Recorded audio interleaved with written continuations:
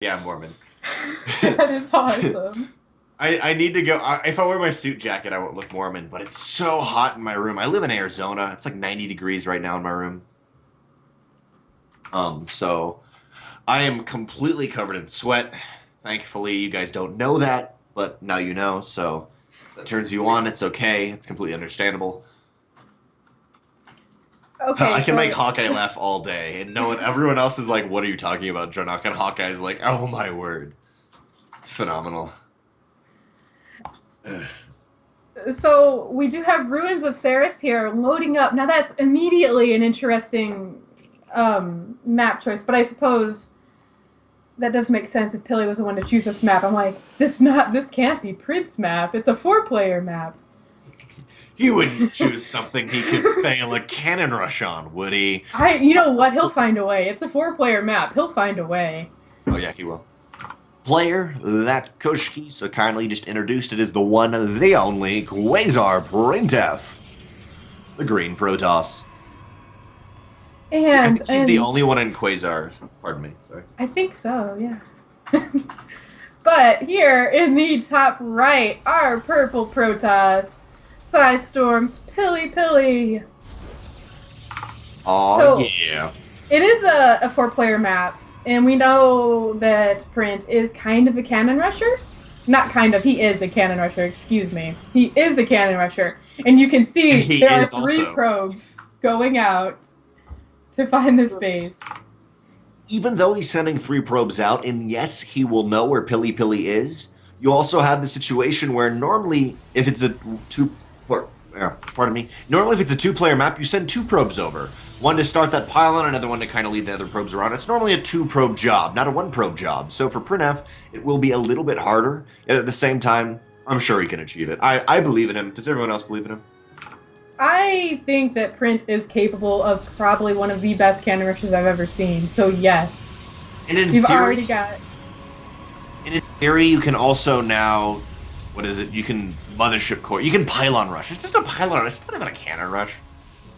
Yeah, this Oh no, it's a cannon rush. There is a 4 job, but Oh you no, could no, no. pylon rush. Yeah, I just mean you have the possibility now. It's like he also has that. And at this point, Pili can't do anything about it. But his cybernetics core is in a precarious position. So is this pylon. I was gonna say maybe he gets a stalker out, but no, it's not gonna work. Printf wins. I think. I don't want to call it, but I have no idea how Pili doesn't die or take damage from the cannons. He is getting his mothership core out. That is going to be a big help. And he does have pylons here in the min line to just do the best they can with the photon overcharges. And the cannon is aiming for that pylon. I find that an interesting choice. I'm sure it's because he doesn't want... I just photon wonder overcharge, why and that may be enough. You know what? We'll see how photon overcharge does versus pylons. Thankfully, the mothership core does have 2 charges right off the bat, but once that finishes, it's just enough to defend. Oh my word, ladies and gentlemen. For now, you do know that, I guess, 1 pylon photon overcharge kills a cannon. We'll write that down. Right? Is that correct? Yeah, there were 2 overcharges. But each one focused down 1. Yeah. So we've got the cannons taking out more pylons. They unpower those gateways, though. That is pretty important. Especially, at least 1 stalker has been gotten out for PiLiPiLi, and he is going to send it over to the other side of the map to harass. Back at home for printf, he's got a gateway on the way. He's got double assimilator, and this did do damage. But in some situations where this doesn't do damage, you've still completely thrown off your opponent player. They sometimes can't really execute their builds so well. But no, PiLiPiLi doing a really good job. He's keeping 3 workers mining, and the biggest thing I'm worried for back at home is whether or not a cannon can hit the Nexus. I don't think it can, but that's something we have to worry about if we get through this. Yeah, we've got Pili. He's ready to attack. He's got his mothership core coming over. He's placed some pylons, so he's doing a pylon rush. There is no cyber core here for Print, so he is not going to have a mothership core anytime soon. There are stalkers out. Probes are being pulled. However, the photon overcharge has gone off on both pylons. That's going to do a lot of damage. And Print pulls his probes back, so the only damage that overcharge is doing is on the Nexus at the moment. The cyber core being made. The ultimate thing is to know how many pylon photon overcharges one-shot a Nexus. That's what I want to know.